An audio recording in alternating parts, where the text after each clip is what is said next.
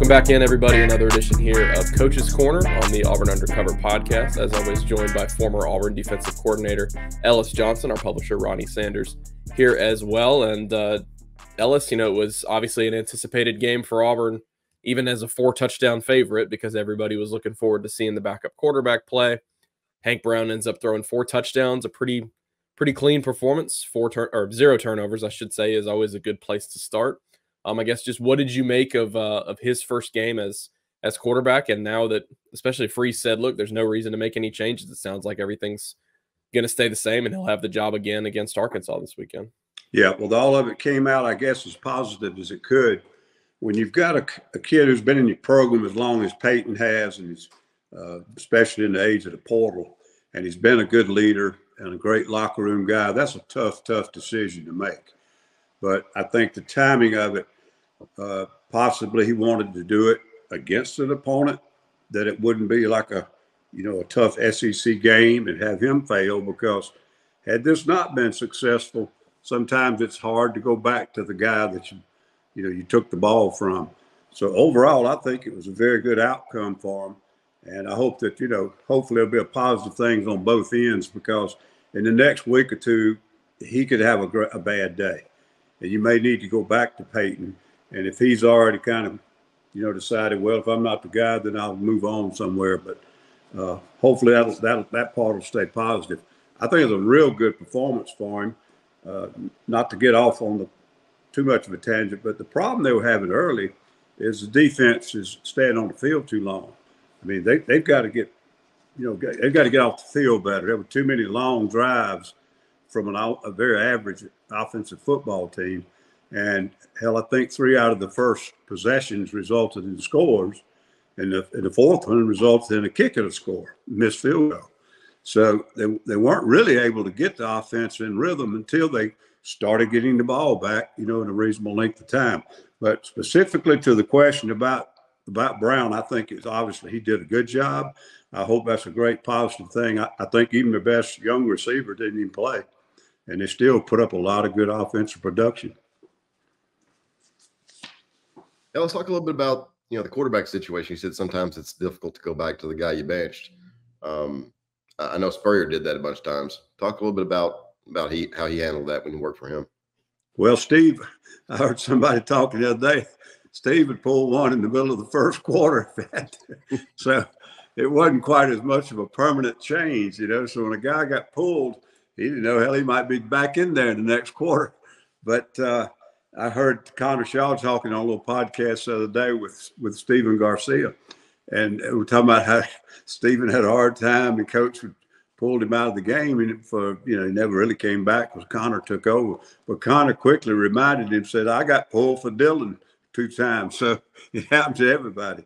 But on this particular case, again, I think it was a little bit tougher situation because of Payton Thorne. I mean, he's had some ups and downs, but he has been in the program a while, and they tell me he's a leader on the team and the kind of kid you need in your football team, in your locker room. And so he's an older guy, and you give it to the freshman. If it doesn't work, it can be a tough situation, but you could lose the other player. And I don't mean lose him like he packed his stuff and went home. I'm talking about you could lose his commitment. He gets frustrated and down on himself or whatever. And for some reason, he doesn't ever come back and help you when he has to. And there may be a time for sure. They're just now getting in the SEC. So a freshman quarterback is going to struggle some in the next 3 or 4 weeks. You can count on that. And when he does, if it gets bad enough, you need to take him out for a little while and not completely break his confidence. You got to have Payton Thorne willing to go in and have a positive frame of mind and be prepared to play mentally and physically against an SEC schedule. So it's not an easy thing. And I think whichever way Hugh went with it, you'd have to say, well, he made the okay decision. I watched Clemson 2 or 3 years ago with Ungale, and they left him in a little longer.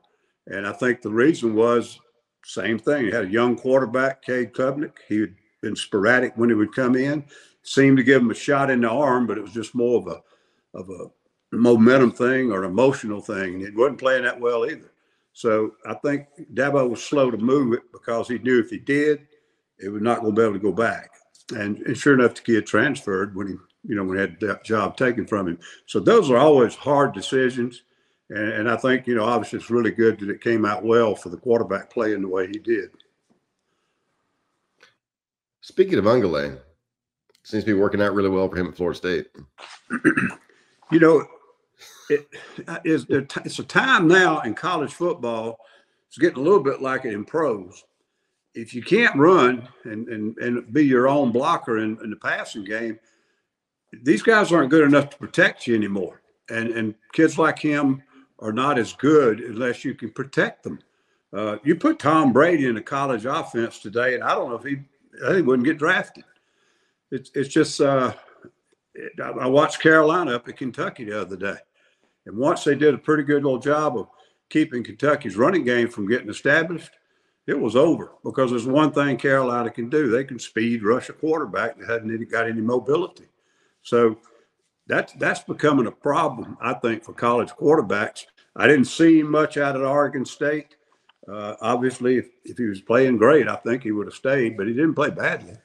But he has to be in a system that is a drop-back system, and he has to be able to dump the ball off to, get 5 receivers out every time and get it out of the hands quickly, because when he takes time, he's hard to protect. He just doesn't move well enough. Ellis, talk about what you've seen maybe out of Arkansas this season, and I'm not sure how many times or if you ever coached against Bobby Petrino, but I mean, he seems to at least have given them a little bit of a shot in the arm on offense, because he's been around a long time, but it's not like you suddenly forget how to coach offense. He's done a pretty good job. Yeah, he's not only have I coached against him, I actually worked for him for 30 days. So I don't have a great insight, but I do have a feel for what he does. And my impression in trying to defend him all the time was that if he has a quarterback who can read through his progressions and he has an offensive line that can protect him, you're going to have a long day. Now, if you don't have all those things in place, his system is a little bit tougher, because if he doesn't get 4 and 5 out every time and he doesn't have a little bit of time, he can't get to that second and third progression. His route, his approach when we were trying to defend him was every pass they threw from a pocket, it had a route in it somewhere that would beat what you're playing. So if you had the blitz, quarterback knew to go to this guy. Had the man under 2 deep, go to this guy. Drop 8, go to this guy. It was a progression. Whatever you were playing, cover 2, cover 3, man, whatever, there was a route there that had a good chance to beat you and get open. And you have to be able to protect to get through that progression. And you have to, like I said, you have to be able to read it all. And I think they're putting up good numbers on offense. The one thing they're struggling with a little bit is they tend not to get going soon enough. And they're not good enough on defense right now to do that. So they get their defense in trouble first 2 quarters. Then the last 2 quarters, they put up 500 yards and throw for 3 touchdowns. And it looks like, they can't stop anybody. But those things don't complement each other really well. But they've been struggling, and they've had a lot of coaching changes, had a lot of personnel changes with this portal. The running back they lost, Sanders, is playing really good for Carolina. But they're going to be a tough team. They got some similarities to Auburn. They're playing good enough to beat some bad teams, but they're not really where they want to be. They're not playing as well as they feel like they can. So that's going to be a good matchup, I think. And I certainly give the edge to Auburn. Hopefully their quarterback and this change on offense can continue to do well. I think they're going to have to get some key stops early in the game against Arkansas. But if they do that, I would give them the edge in the game, and certainly being at home is going to help them too. We got some other games this weekend. We can kind of jump around a little bit, but you got Florida at Mississippi State. God, I've been there before. Yeah. It could be a tough place to play when they got a decent team. But well, if you remember, I think you pulled the plug on us when you were at Mississippi State. That's right. When you were at Florida, it was the craziest thing. That season was the first season we were there, and we started off so bad. I don't remember when y'all came in, but it was about mid-season, just before mid-season. We'd actually already lost a game to Maine. and they were not even a good 1AA team. They were an average 1AA team. But we were trying to get that West Coast offense installed, and the quarterback was really struggling with it. And so offensively, we were having a hard time. Defensively, the same thing. We really had a lot of kids who hadn't bought into us yet. They had really flipped the page and bought into our culture and had confidence and so forth. But we came in I don't remember if we had an open date or what, Ronnie, but Coach Croom came in and said they were getting ready to cut some things out on offense. And he said, we got to simplify on defense. I said, I agree with you 100%. And I said, Sly, we got some kids on the field. We need to move some kids. I said, we've got some corners that are safeties. We got some safeties that are linebackers. We got some linebackers that need to be playing in the defensive line. I said, we can't run. And we just, these kids are just whatever. And he said, well, simplify it. Do whatever you want to do. And I don't know if that messed y'all up, but we came in and we'd switched about 4 people in positions, honestly.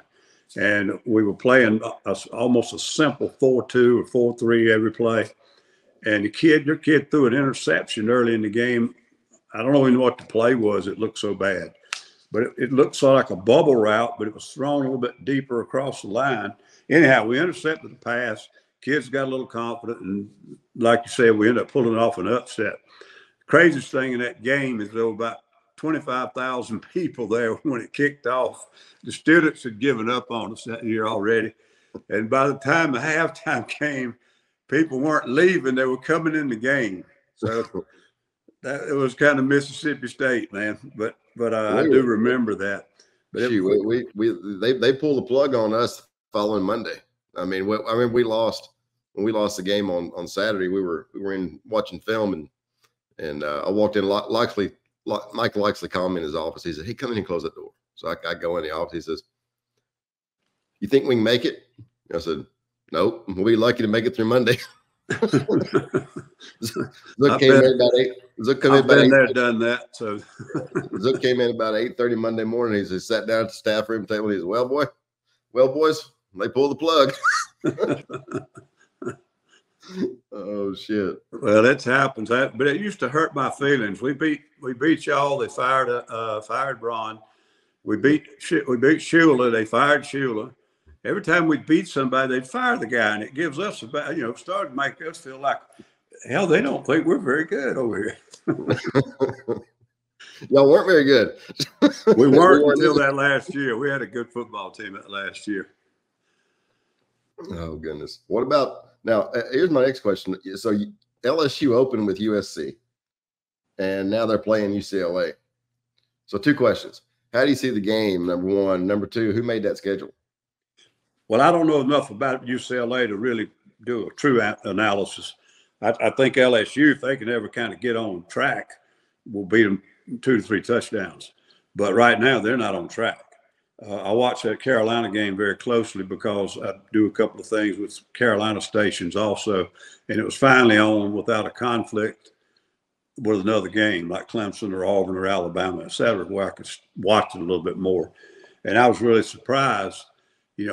They just at times they don't look like they have LSU players in space. They used to have guys like, and the kid from South Carolina, little quarterback, is very skilled, talented physically now. He's going to be a good player if he ever learns the game and can play, as a quarterback and not just an athlete. But he broke loose one time and he split him for 60 yards on either a scramble or a quarterback draw up the middle.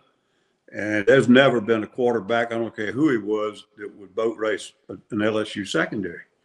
And so I kept just looking. It just looked like they don't have quite the space players that they have.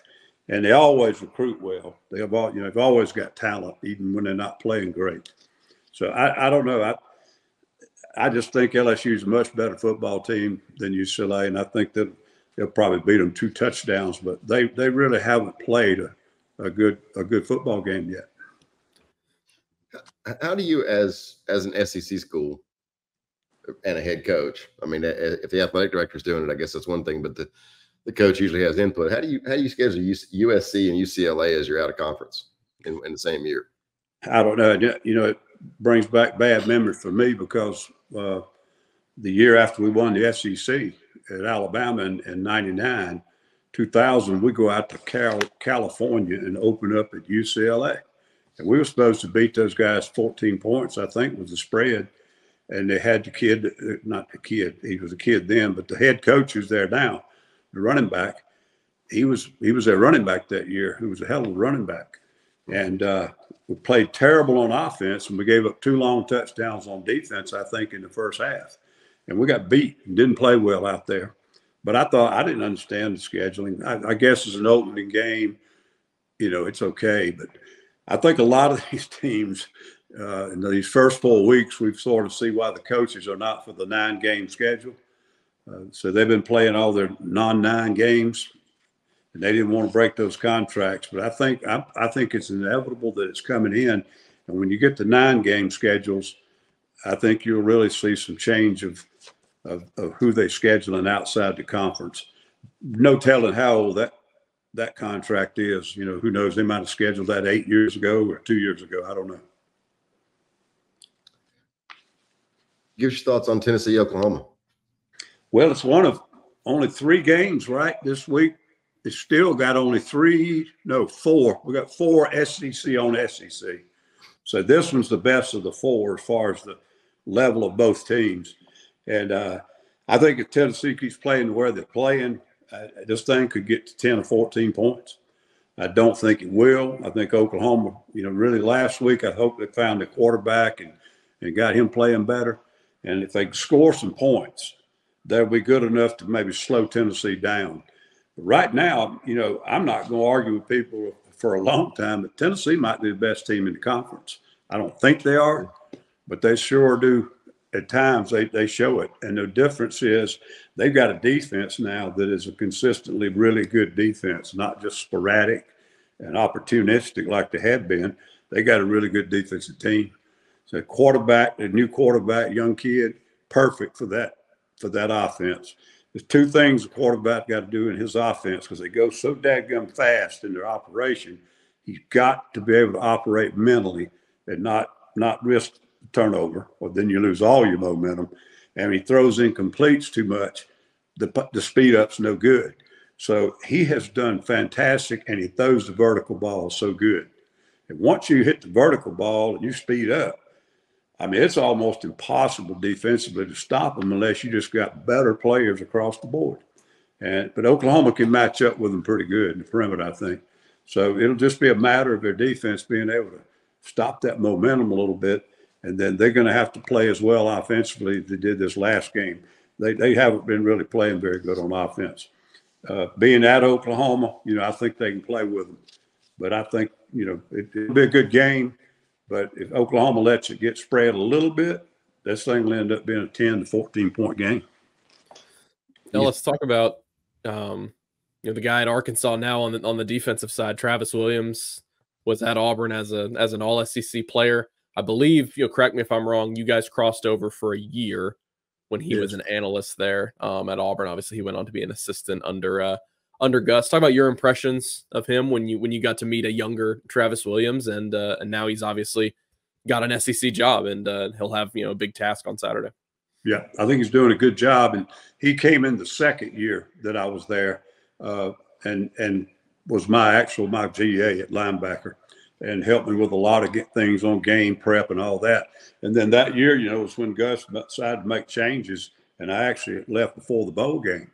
So Travis actually took the linebackers during the bowl game. Coach Harbison stayed on and was coordinating, but Will came in and was actually organizing practices.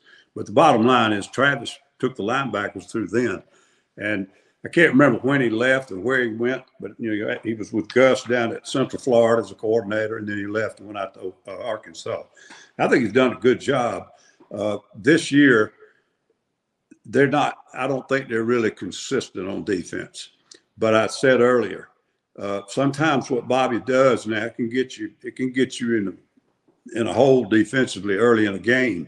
And when that happens, a lot of times Bobby's going to throw the ball early in the game, and he's going to throw deep.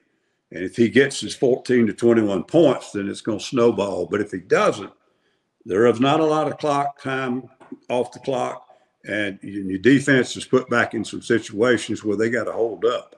And so it can be something that kind of backfires on you. And that game against UAB, I think, was a great example. I mean, that was a bad football team for UAB. They've had some better football teams than they got there now. And for 2 quarters, Arkansas just looked like they were no better. And I think it really was because they weren't hitting things on offense. And when they don't, it puts a lot of heat on the defense because there's not only no points, there's no possession time. And that becomes important. Conditioning and mental and confidence and so forth. You can lose a defensive team in the second quarter for the rest of the game if they can't get off the field a little bit. Where do you see Arkansas? I mean, I'm just looking at the schedule here. As after the Auburn game, we got at A&M, Tennessee, LSU, at Mississippi State, Ole Miss, Texas, ULM, and Missouri. Oh, you're talking about Auburn again? No, this is Arkansas. They've got a pretty that's a pretty stiff slate. Yeah, this is a big game for them, I think, for Arkansas. Yeah, I know, no question. But a lot of that same thing's happened to a lot of teams, Ronnie. I mean, even this coming week, like I said, we only got 4 SEC matchups. The next week, we got 2, 3, 4, 5. We got 5, and then Alabama, Georgia both open, and they're going to play each other the next week. So it's going to be week 5, really, before we get some good crossover wins and losses in the conference and start finding out about people. Yeah, Arkansas, this game, and I still think Auburn ought to be favored, but this game, if they don't win this game, it could turn bad on them because the next 3 or 4, they're probably going to be the dog. And if they could play well and still lose. So I agree with you. This is a huge game for them, but it is for Auburn too. Well, I just look at Auburn's schedule here. I mean, you've got Arkansas this weekend, and you got Oklahoma, at Georgia, at Missouri, at Kentucky, and then you get a little bit of a break with Vandy and Monroe, and then you end up with A&M and Alabama. So it's a big game for both teams. Well, the thing I think, I'm doing by memory because I had it in front of me, but I can't see it. I think that some of the way it matches up home and away, and I know I keep talking about home and away. I sound like some TV announcer, but in the SEC, it matters. And it's the noise factor for the offense. And so I think that the thing that worries about Auburn's schedule is they got some of the easier teams at home, and they got to go on the road against 2 or 3 Bears. I mean, that it's going to make it really hard for them to try to beat them with a freshman quarterback on the road and all that noise and good opponents. I mean, just everything you add up, I don't see how they're going to be favored in any game after this week for a while. Well, you talk about the good teams in the SEC, the depth of the conference, and we're about to get into conference play for sure. And look at Georgia, Kentucky last week. It's a 1-point game, and Kirby came off the field at the end of the game. He's like, people talk about this conference. He said, this is just another week in the SEC. He says, I think people look at Kentucky or they look at Vandy or they look at Mississippi State looked awful this week, but that's just 1 week. You go into those places, like I say, it's loud, and they've got players too. And if you're not ready to play, they'll beat you. I mean, in my opinion, there are 8 to 9 teams that could end up in the playoff, the championship game. Mm-hmm. And therefore, probably almost as many could be considered for the playoff. And people are going to raise Cain if that happens. But it may have changed a little bit. But the 2 big conferences, obviously now, the SEC and Big Ten, and you get to the bottom half of those 2 conferences, I don't think there's any comparison. Now, if they all matched up and played one weekend, who knows? Because, you can beat anybody on a given day. But if you matched up the bottom half of those 2 conferences on about 6 weeks in a row, I don't think there'd be any question how much harder it is in the SEC. So what does that mean? If you go through 4 or 5 weeks of playing these guys, and you got, say, 3 players out. Say you got a left tackle and a center and a best wide out are out for a week with an ankle or something, not even that serious, which happens in SEC games. You got a hard time playing against these guys, man. They're not but about 3 or 4 players behind you. They've got 22 as good as your 22, but their best 3 are just not as good as your best 3. When you get 2 of those out of the game, with a slight injury, and it's hard to win in this conference. Brad Long used to say it's hard to win a college football game. People don't realize it's hard to win a college football game. And it really doesn't matter who you're playing. Well, and even at the top of the conference, I mean, you look at the top 25 now, you got 6 of the top 7 teams in the conference. Oh, I'm sorry, 6 of the top 7 teams in the top 25 are SEC schools. Yep. I mean, that's you got Texas, Georgia, then you got Oklahoma State, and then the rest of it's Alabama, Ole Miss, Tennessee, Missouri. Yeah. I mean, it's crazy. And right now, I mean, Kentucky is at the bottom of the conference. And Georgia's at the top of the conference. And we just watched them play each other. Mm-hmm. Now, Georgia maybe had a bad day. Kentucky all of a sudden, got embarrassed the week before. And they may have been playing with a little more gas and intensity and pride. Whatever. I mean, if you don't have the athletes, that stuff isn't going to help you. So it just shows you how close it is. I mean, Georgia's had the best recruiting class in the nation, arguably, for 3 years in a row, maybe 4. And they've not really fooled the portal all that much. They've gotten some key players. Kentucky, on the other hand, they make a living on 3 stars. But when those guys line up and play, there's not that much difference in most of them. Now, there are 2 or 3 of them. They're different dudes. And those are the guys going to go in the first round. But if 1 or 2 of those are missing, you better be ready to play because your guys can play just as good as their guys. Well, after going through the first quarter, watching Georgia and Kentucky last week, I sent a buddy of mine a text. I said, Kentucky's going to beat Georgia. And they end up not, but it was a close game. And you could tell the players were into it. The crowd was into it. Night game. Kentucky looked terrible the week before, but they played well enough to win. I made some mistakes, but they had every opportunity to win last week. Yeah, and I'm very familiar with South Carolina, obviously, but more so than some other teams. They have 3 or 4 guys on each side of the ball that every team in the conference would love to have them, but they don't have a complete roster, and they're a little bit thin on depth. And so I was very surprised at the outcome of that game, especially the way Carolina played the first game. They beat an inferior team only because the other team just didn't have any players, Old Dominion. And then they go to Kentucky and their athletes show up and they really embarrass Kentucky.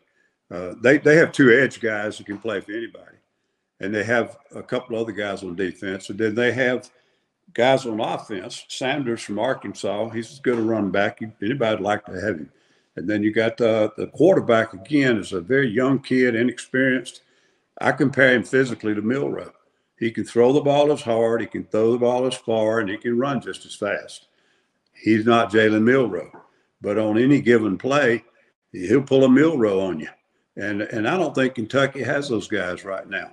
I've played Kentucky before when they had as good offensive line as it was in the conference, and they'd have a running back that would get drafted maybe 3rd or 4th round, and they would have a guy, had a slot receiver from Knoxville back when I was coaching against him. I can't spit the name out. He was a great player for the Packers for 7 or 8 years, and they've had some good players, but I don't know how good they are right now. And they got caught in the trap up there in the fact that they couldn't get the running game going soon enough. And Vandegrift is not mobile. And he was just a sitting duck back there. And there's one thing Carolina can do. They can speed rush a quarterback. And if you got to throw in the pocket to get back in the game, you're going to have a hard time against them. Ellis, I wanted to ask about Auburn's defense in this last game and moving forward to play a guy like Taylor Green at Arkansas, really mobile, fast quarterback, can move around. He wasn't that great against UAB, but he still just kind of has that dangerous potential. If you're a defensive coach, are you overly concerned when Auburn, didn't contain a fast quarterback at New Mexico, didn't contain him very well, or are you maybe glad you got that on tape to work with for another mobile guy? I guess just your perspective on Auburn struggling a little bit. They only gave up 19 points, but there were a lot of chunk plays, a lot of stuff created outside the pocket, and Taylor Green's going to try to do that same kind of stuff on Saturday. Yeah, it's a good question, but I think it's always helpful if you've played somebody like a player like that. So a mobile quarterback, and then maybe the week before you played a great running back, and now you're going to see another one. I think that does help you. You're not excited about seeing them, but it's better to have had some work against something like that and been used to it. May have a little similarities in how they can do their game plan and not try to, dinker with something else new. Or they may realize, here's how that guy got away from us. We need to throw this out. Let's do this. So it may help them scheme-wise, but I think it really helped the players see what a kid like that can do and understand what they've got to do to contain it. Again, the thing that bothered me about Auburn, though, is, this is New Mexico. They're not a bad offensive team. They may be 0-3, but Mendenhall can coach, and they've had some good offensive performances, really. But they went 9 plays for 3 minutes and 48 seconds. Then they went 10 plays for 3:31. Then they got a pick on them the next series, but then they went 11 plays for 3:33, and then they got a punt the last series. So those are your first 6 series of the game. That's the half. And 4 out of 6 of them, they scored. And the 4th one, they missed the field goal. But, I mean, that possession time right there and the number of plays, that tells you somebody's running successful plays on you. You can't get off the field. Now, why? I mean, I didn't watch it long enough and consistent enough to tell you everything they're not doing well. But when a team like New Mexico, with that level of player, can come in and control the ball like that, you got to look and see why you're stuck on the field. You got to get something going where you get some 3 and outs and more turnovers like that pick. And if they can do that, then they're going to give up a 10-play drive every now and again. Who's not? But this, this having it happen like that early in the game, and you want a freshman quarterback to get the ball out there and get in rhythm and get things going, that all complements each other, and it boomerangs. It puts the offense in bad field position, and it keeps the butt sitting on the bench so they can't run plays, which is never a good way to score. So they've got to, figure out what those things are. They even came out the second half and had a 9-play drive for 4.5 minutes. It ended with an interception, thank goodness, but a 9-play drive. And then next series is a 12-play drive. So the first 8 possessions are almost double-digit plays. And if you can stay on the field like that, sometimes you don't need points. If those 2 series got picks and turnovers, if you don't get those, it could be a nightmare. So whatever they got to do, if it's a mobile quarterback or whatever it is keeping them on the field, they got to get a plan for it, and they got to execute somehow, get some 3 and outs, and get some more turnovers. Ellis, before we let you go, I want to get a prediction on this week's game. Do you have Auburn or Arkansas? Well, maybe we're all kind of trying to analyze them. And this is 2 football teams that we don't know how either one of them is going to play when they come in, because neither one of them have played consistently. They haven't been consistently bad, and they haven't been consistently good. So the main prediction is whichever team shows up and plays with some consistency, I think is going to have a chance to win the game. But in Auburn, and hopefully with the new quarterback, putting up some production, and I think that so far Arkansas has, at the end of the game, they've got points and they've got yards, but they're having a hard time getting things consistently going. So I don't know. I just think this looks like a good matchup for Auburn, but I think it's going to be tough if they don't, get off the field a little bit quicker on defense. If you give Petrino 10-play drives, you're going to give up points. Yep, should be a good one. Like we were talking about. I mean, this is a really big game for both teams. I mean, Auburn is not expected to be favored against. I mean, Oklahoma's one you could get, but then you go on the road for 3 straight. I think people before the season kind of looked at Oklahoma and said, they'll probably be a top 15 team. Wouldn't be the end of the world if they lost. But if you lose this game, you've lost to Cal and Arkansas. And those were ones before the year you thought you were going to get at home. So this, and this is one of the bigger games for Freeze at Auburn in his couple years, in my opinion. I think so, for many reasons. Like you said, the matchup, they're pretty even teams. One of these teams could end up no bowl, and the other one could take the other path and end up in the top half of the league. But I think how they play this week will be very important mentally to them because of the matchup being pretty equal.